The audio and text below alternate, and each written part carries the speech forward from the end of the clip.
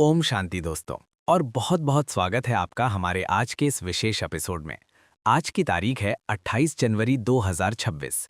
सुबह की ठंडी हवा और मधुबन की यादों के साथ आज हम जिस मुरली पर चर्चा करने जा रहे हैं वो सच में रूह को सुकून देने वाली है।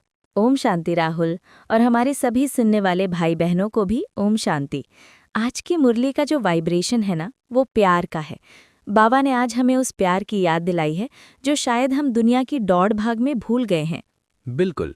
मुरली की शुरुआत ही एक ऐसे टाइटल से हुई है जो दिल को छू ले। बाबा ने कहा, मीठे बच्चे, मोस्ट बिलवड शिव बाबा आए हैं तुम बच्चों को विश्व का मालिक बनाने। अंजलि, मोस्ट बिलवड यानी सबसे प्यारा। हम दुनिया में तो बहुत लोगों से प्यार करते हैं, पर बाबा को मोस्ट बिलवड क्यों कहा? बहुत गहरा सवाल है राहुल। देखो, दुनिया में हम जिससे भी प्यार करते हैं वो देहधारी हैं। वहाँ प्यार के साथ उम्मीदें हैं, दुख हैं और बिछड़ना है। लेकिन शिव बाबा वो हैं जो हमें विश्व का मालिक बनाने आया है। सोचो, जो बाप हमें रंग से राजा बना दे और बदले में कुछ न मांगे, सिर्फ प्यार मांगे, क्या वो मोस्ट बिलवड नहीं होगा? बात तो सही है, वो दाता है, लेता कुछ नहीं। अच्छा, मुरली के प्रश्नोत्तर सेक्शन में आज बाबा ने एक बहुत बड़ी कॉन्ट्रडिक्शन की बात की है जो दुनिया में परमात्मा को लेकर है। वो क्या है? हाँ, ये पॉइंट बहुत इंटरेस्टिंग है। बाबा ने नोट किया कि भक्त लोग एक तरफ तो कहते हैं कि परमात्मा अखंड ज्योति है, मतलब वो लाइट है, और ठीक उसी समय दूसरी तरफ कहते हैं कि वो नाम रूप से न्यारा है। अरे हाँ, मैंने भी ये सुना है। अगर ज्योति है तो ज्योति का तो रूप होता है ना, फिर न्यारा कैसे हुआ? वही तो बाबा समझा रहे हैं कि इसी कंफ्यूजन की वजह से परमात्मा को यथार्थ रूप से न जानने के कारण मनुष्य पतित यानी इम्प्योर बनते जा रहे हैं। जब हमें पता ही नहीं कि हमारा फादर कौन है, उसका रूप क्या है, तो हम उससे कनेक्ट कैसे करेंगे? और बिना कनेक्शन के बैटरी चार्ज कैसे होगी?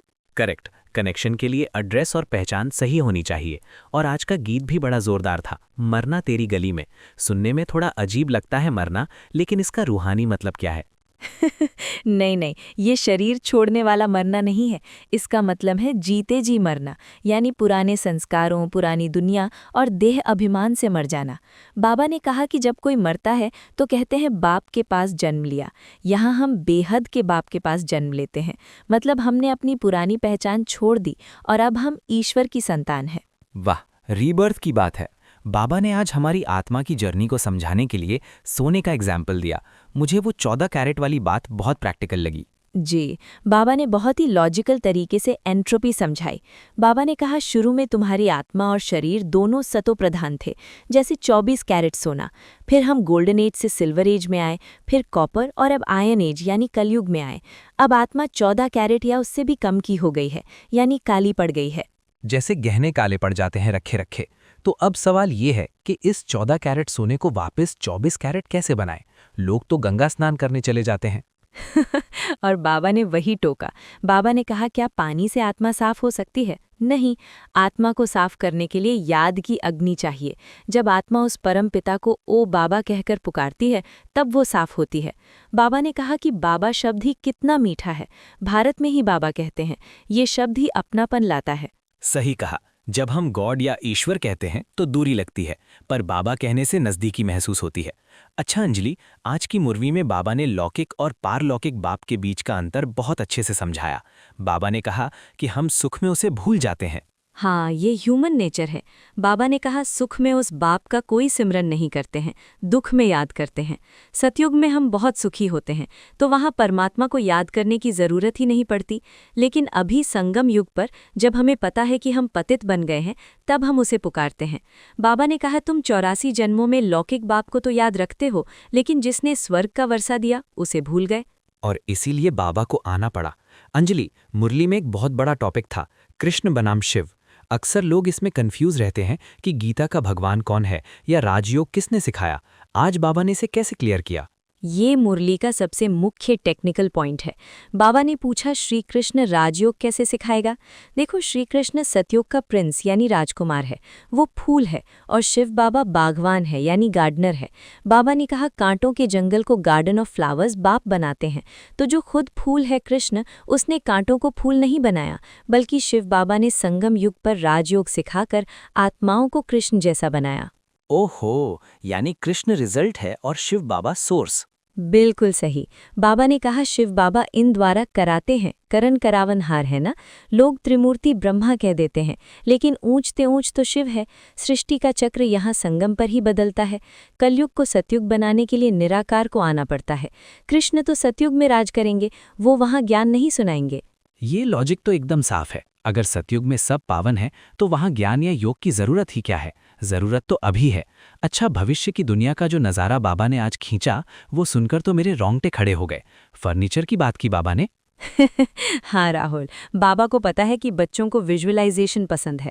बाबा ने तुलना की, आजकल के जो मिनिस्टर्स या प्राइम मिनिस्टर्स होते हैं उनके बंगले कितने अच्छे होते हैं, लेकिन बाबा ने कहा तुम तो कितने बड़े आदमी यानी देवता बनते हो। वहाँ तुम्हारे महल हीरे जवाहरातों के होंगे, फर्नीचर भी सोने का जड़ित होगा, और सबसे बड़ी बात, वहाँ प्रकृति तुम्हारी दासी होगी, फर्स्ट क्लास चीज़ें होंगी। और आज की दुनिया? बाबा ने इसे क्या कहा? बेगरी? हाँ, बाबा ने कहा यहाँ तो झूले आदि सब बेगरी हैं, मतलब स्वर्ग के सामने आज की दुनिया की अरबों की दौलत भी भीख समान है। बाबा हमें ये नशा चढ़ाना चाहते हैं कि तुम क्या बनने वाले हो। हम सिर्फ मोक्ष नहीं पा रहे, हम जीवन मुक्ति और राजभाग्य पा रहे हैं। अद्भुत। लेकिन ये सब पाने के लिए बाबा ने एक शर्त भी रखी है, पढ़ाई। बाबा ने कहा knowledge is source of income. जी, ज्ञान ही कमाई है। बाबा ने कहा बेहद का बाप जिसने तुमको स्वर्ग का मालिक बनाया था, उसको तुम अभी भूल गए हो। हमें ये याद रखना है कि ये गॉड फादरली गवर्नमेंट है, यहाँ धर्मराज भी साथ है। बाबा ने ये भी कहा कि हम मंदिरों में जाकर कहते थे मुझ निर्गुण हारे में कोई गुण नहीं, तो अब बाबा आए हैं हमें गुणवान बनाने। हमें अब ब्रदर्स यानी देवताओं से नहीं मांगना है, बल्कि फादर यानी शिव से लेना है। ब्रदर्स से तो कुछ भी मिलना नहीं है। ये लाइन बहुत गहरी है। मतलब हम आपस में भाई भाई से वर्षा नहीं ले सकते, वर्षा तो बाप से मिलता है। अंजलि, बाबा ने आज जादूगर शब्द का भी इस्तेमाल किया। भगवान को जादूगर क्यों कहा? क्योंकि वो जादू करता है। सोचो, किसी को बेगर से प्रिंस बना देना, क्या ये जादू नहीं है? बाबा ने कहा मनुष्य को देवता, बेगर से प्रिंस बनाते हैं। ऐसा जादू कभी देखा? लोग तो रस्सियों पर चलने का या चीज़ें निकालने का जादू दिखाते हैं, रिद्धि सिद्धि करते हैं, लेकिन बाबा हमारी तकदीर बदलने का जादू करते हैं। वो रत्नागर है, सौदागर है। सौदागर यानी बिजनेसमैन। हम उसे अपने विकार देते हैं और वो हमें पवित्रता देता है। Best deal ever. मुरली के अंत की तरफ बढ़ते हैं। बाबा ने महाभारत लड़ाई का भी जिक्र किया। आजकल दुनिया के हालात देखकर लगता है कि वो समय नज़दीक है। हाँ, बाबा ने स्पष्ट कहा महाभारी महाभारत लड़ाई भी सामने खड़ी है, और इसमें भी लोग कंफ्यूज्ड हैं। वो समझते हैं लड़ाई में भगवान कृष्ण रथ चलाएंगे। बाबा ने कहा बेचारे मूंझे हुए हैं।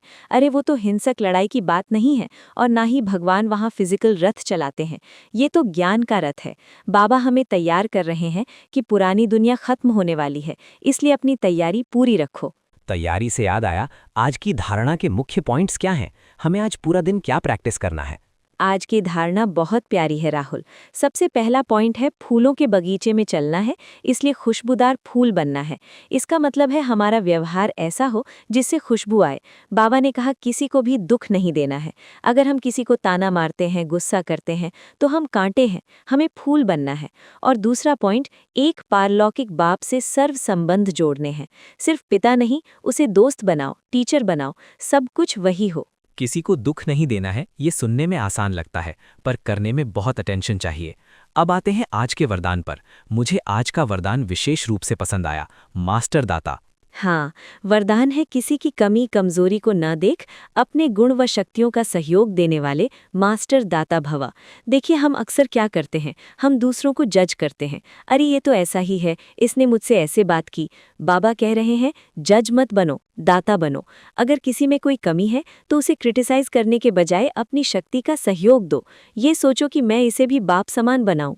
यानी हमें कंप्लेंट बॉक्स नहीं बनना है, बल्कि सहयोग का हाथ बढ़ाना है। और स्लोगन है मनसा वाचा कर्मणा, सेवा करने वाले ही निरंतर सेवाधारी हैं। उनके हर श्वास में सेवा समाई हुई है। सेवा सिर्फ भाषण देना या कोर्स कराना नहीं है। अगर मेरे मन में, मनसा में किसी के लिए शुभ भावना है तो वो भी सेवा है। मेरे बोल मीठे हैं तो वो भी सेवा है। हर श्वास से सेवा हो। वाह, तो फुल टाइम सोशल वर्कर नहीं, बल्कि फुल टाइम सोल वर्कर बनना है। अंजलि, जाते जाते बाबा ने एक अव्यक्त इशारा भी दिया है। चूंकि ये जनवरी का महीना है, अव्यक्त मास है, उसमें क्या गाइडेंस मिली? ये बहुत महत्वपूर्ण है। इशारा है बंधन मुक्त रहित जीवन मुक्त स्थिति का अनुभव करो। बाबा ने स्टेप्स बताए हैं। पहले अपनी देह से मुक्त बनो, यानी बॉडी कॉन्शियसनेस से हटो। देह के संबंधों से मुक्त बनो, पुरानी दुनिया की स्मृति से मुक्त बनो। जब हम इन चीज़ों के आकर्षण से मुक्त होंगे, तभी हम जीते जी जीवन मुक्त स्थिति का अनुभव कर पाएंगे।